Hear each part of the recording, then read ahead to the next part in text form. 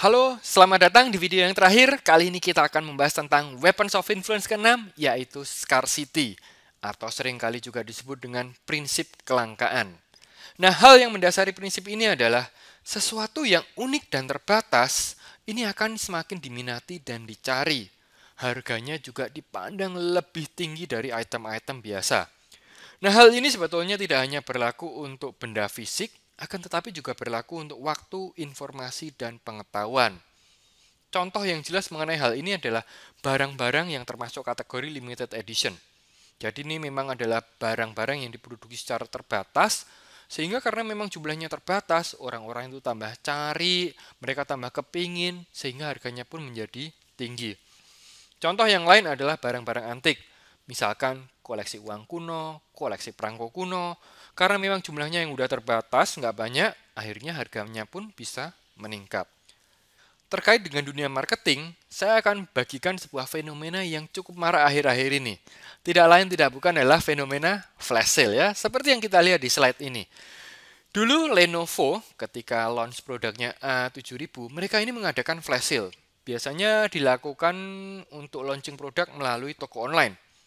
Nah, flash sale ini adalah sebuah fenomena di mana mereka akan menjual sebuah produk hanya di hari tertentu, bahkan seringkali di jam tertentu saja. Jumlahnya pun sering dibatasi.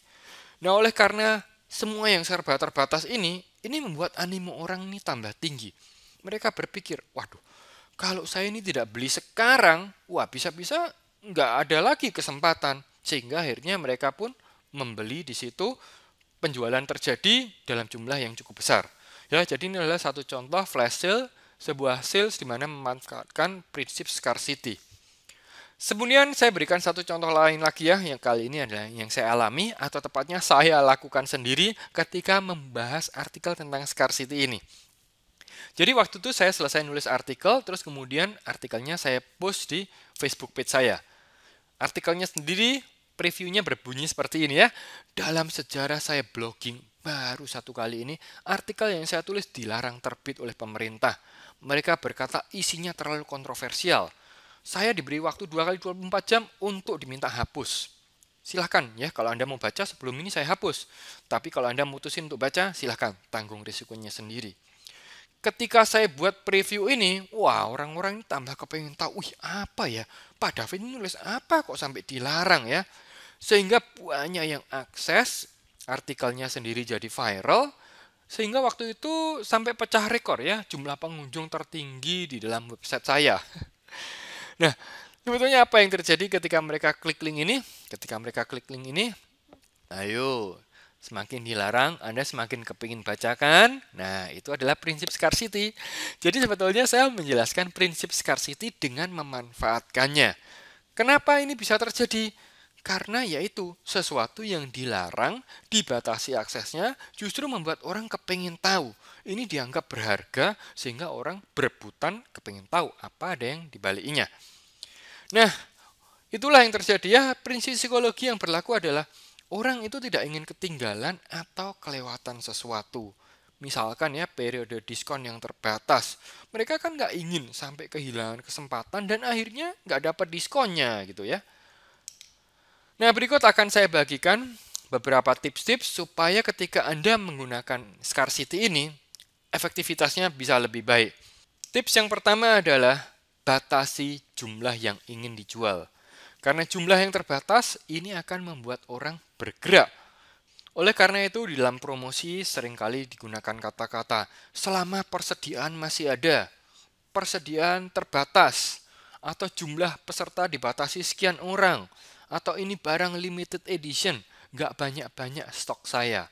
Nah, dengan adanya keterbatasan dalam hal jumlah ini akan membuat orang, waduh kalau saya nggak lakuin sekarang, kalau saya tidak beraksi sekarang, bisa-bisa saya kehabisan.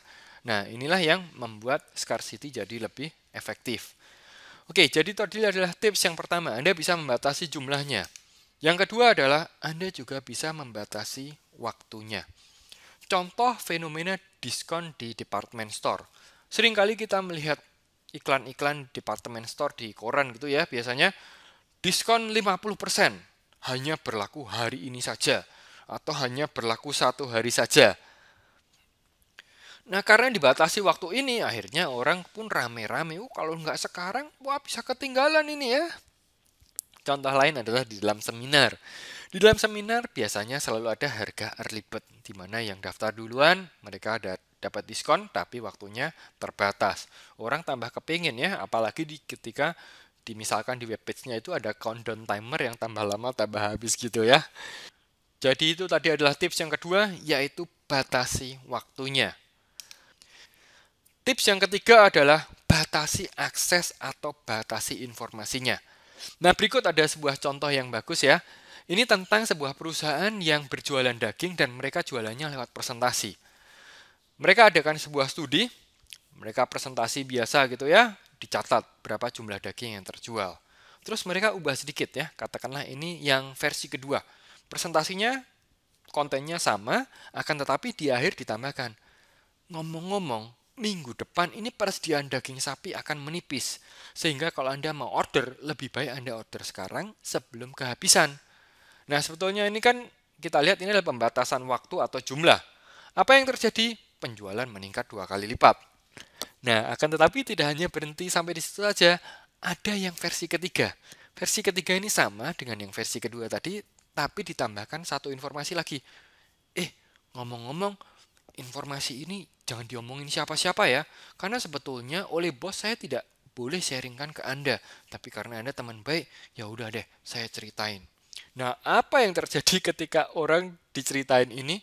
Ternyata penjualan meningkat sampai 6 kali lipat ya. Karena sudah banyak hal yang dibatasi, salah satunya adalah sebetulnya informasi ini terbatas. Nah, tips yang keempat adalah dari sekian banyak pembatasan tadi ya, jadi batasi jumlah, kemudian waktu dan informasi, Anda gabungkan. Ketika Anda gabungkan, ini efeknya akan semakin kuat. Sebagai contoh ini adalah sales, sering terjadi di supermarket ya, yang biasanya dibatasi. Contoh, salesnya hanya berlaku hari ini saja, dari jam sekian sampai jam sekian. Yang beli pun juga dibatasi, maksimal hanya 3 piece per orang. Nah, itu orang tambah buru-buru ya. Karena apa? Ada kombinasi pembatasan-pembatasan tersebut.